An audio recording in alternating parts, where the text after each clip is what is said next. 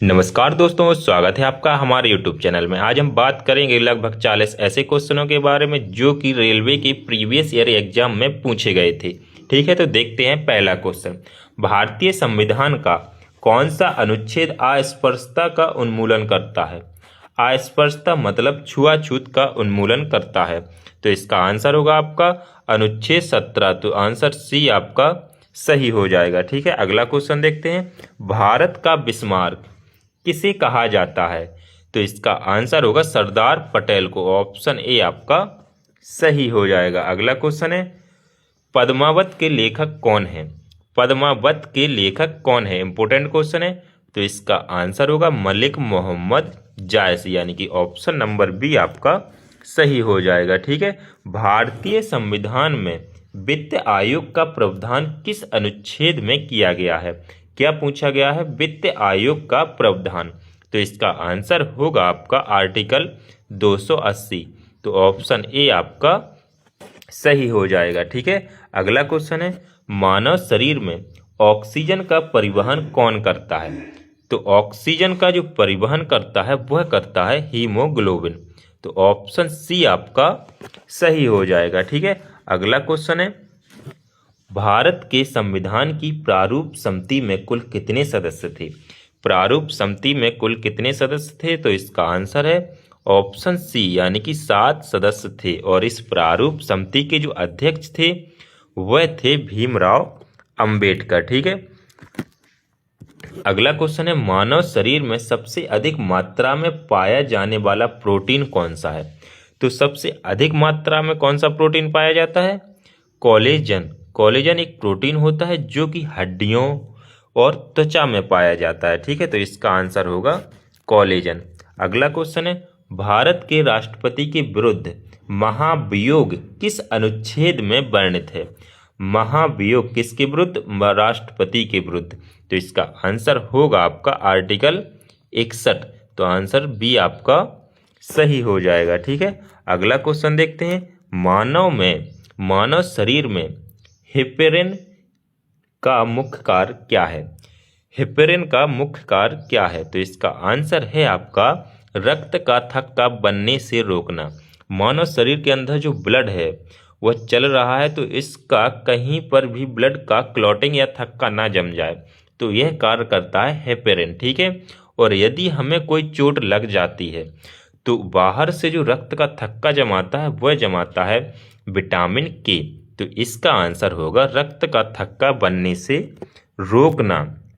ठीक, विश्व का सबसे बड़ा द्वीप कौन सा है? तो सबसे बड़ा द्वीप है आपका ग्रीनलैंड।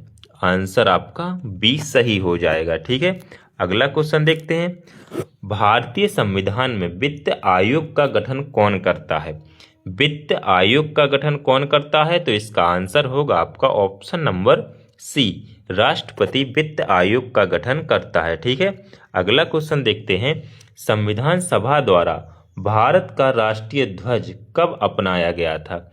तो राष्ट्रीय ध्वज कब अपनाया गया था? 22 जुलाई 1947 को राष्ट्रीय ध्वज अपनाया गया था। ठीक है, अगला क्वेश्चन देखते हैं, सूर्य के प्रकाश का कौन सा रंग सबसे अधिक प्रकीर्णित होता है?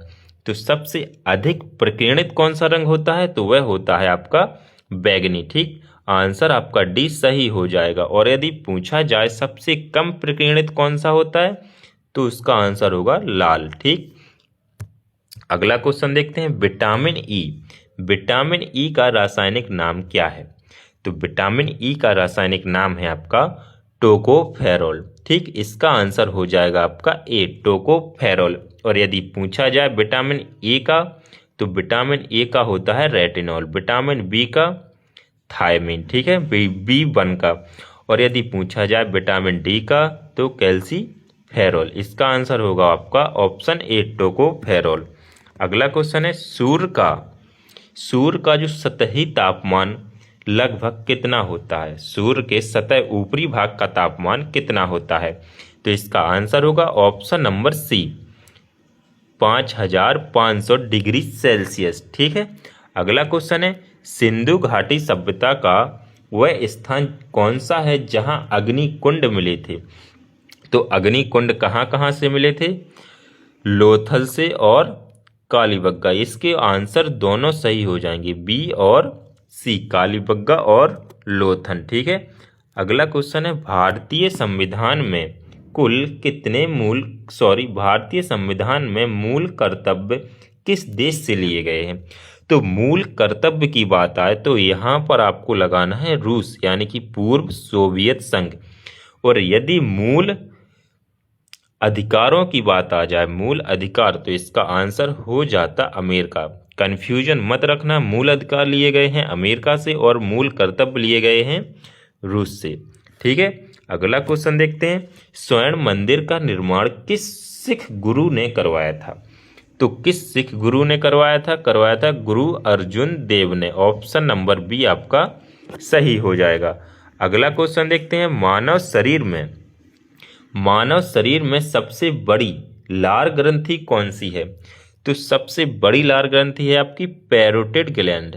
ठीक है, यह पैरोटिड ग्लैंड है, यह कान के निचले भाग में पाई जाती है। ठीक, सबसे बड़ी ग्रंथि है लार ग्रंथि। ठीक, अगला क्वेश्चन देखते हैं, भारतीय संविधान की प्रस्तावना में समाजवादी और पंथ निरपेक्ष जो शब्द हैं किस संशोधन द्वारा जोड़े गए।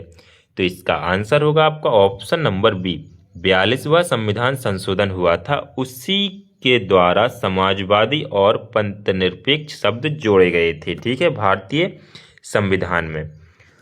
भारत में योजना आयोग का गठन किस वर्ष हुआ था।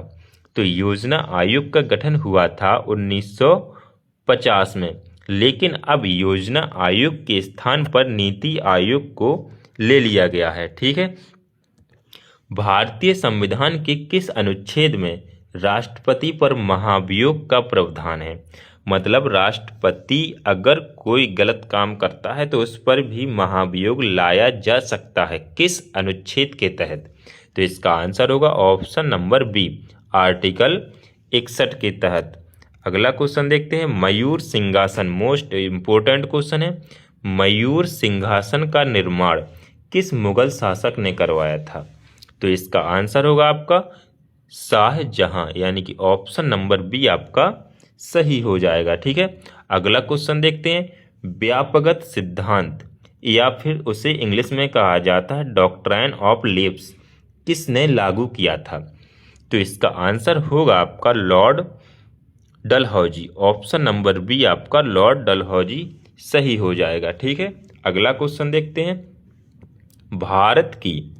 भारत की सबसे लंबी सहायक नदी कौन सी है।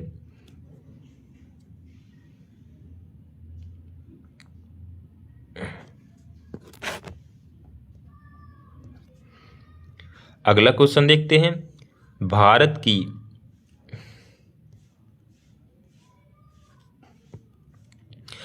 अगला क्वेश्चन है, सबसे कठोर प्राकृतिक पदार्थ कौन सा है। तो सबसे कठोर जो प्राकृतिक पदार्थ है वह है आपका हीरा। ऑप्शन नंबर सी आपका सही हो जाएगा। ठीक, मानव शरीर में हीमोग्लोबिन का मुख्य कार्य क्या है। हीमोग्लोबिन का मुख्य कार्य क्या है, ऑक्सीजन का परिवहन, यानी कि ऑप्शन नंबर बी आपका सही हो जाएगा। अगला क्वेश्चन है, निम्नलिखित में से किस ग्रह का घनत्व सबसे कम होता है। तो इसका आंसर होगा आपका शनि ग्रह का जो घनत्व है सबसे कम होता है। इतना कम होता है कि अगर इस ग्रह को तुम पानी में रख दो तो वह तैरता रहेगा। ठीक है, भारत का पहला परमाणु रिएक्टर कौन सा है। तो परमाणु रिएक्टर पहला कौन सा है, तो यह है आपका अप्सरा। ऑप्शन नंबर सी आपका सही हो जाएगा। अगला क्वेश्चन देखते हैं, सबसे अधिक गलनांक वाली धातु कौन सी है। तो सबसे अधिक गलनांक वाली धातु है आपकी टंगस्टन। इसका सबसे अधिक गलनांक होता है, इसीलिए जो बल्ब में टंगस्टन का प्रयोग किया जाता है, जिससे यह सबसे अधिक लंबे समय तक चल सके। मानव शरीर में पित्त का निर्माण कहाँ होता है। तो पित्त का निर्माण होता है आपका यकृत में। ठीक है, लीवर में। ऑप्शन नंबर बी सही हो जाएगा। लेकिन इसका निर्माण होकर जो इकट्ठा है या एकत्रित किस स्थान पर होता है, तो वह होता है आपका पित्ताशय में। ठीक है, अगला क्वेश्चन देखते हैं, मानव शरीर में सबसे बड़ी मिश्रित ग्रंथि कौन सी है? तो मिश्रित ग्रंथि कौन सी है? अग्न्याशय।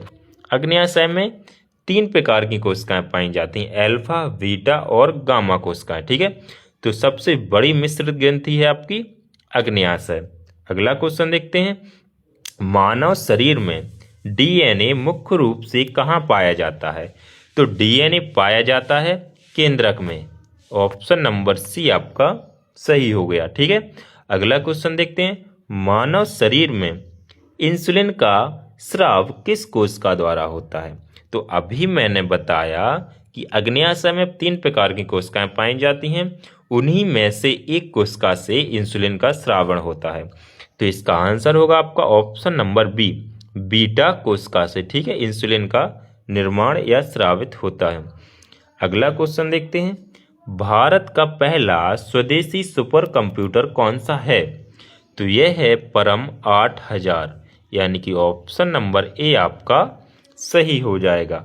अगला क्वेश्चन देखते हैं, मानव शरीर में हीमोग्लोबिन में कौन सी धातु पाई जाती है?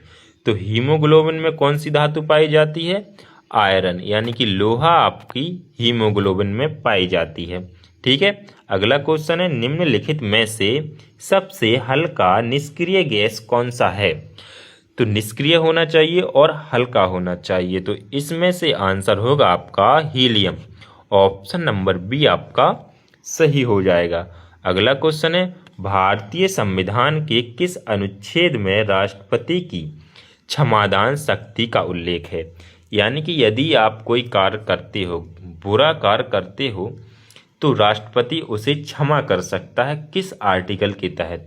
तो इसका आंसर होगा आपका ऑप्शन नंबर ए 72, यानी कि 72 के तहत। ठीक है, पौधों में प्रकाश संश्लेषण किस कोशिकांग में होता है? तो प्रकाश संश्लेषण होता है क्लोरोप्लास्ट में। ऑप्शन नंबर बी आपका सही होगा। ठीक, लास्ट क्वेश्चन है, निम्नलिखित में से कौन सा विटामिन जल में घुलनशील है? तो जल में केवल 2 ही विटामिन घुलनशील होते हैं, बी और सी, और बाकी के जो बचे विटामिन हैं वह वसा में घुलनशील होते हैं।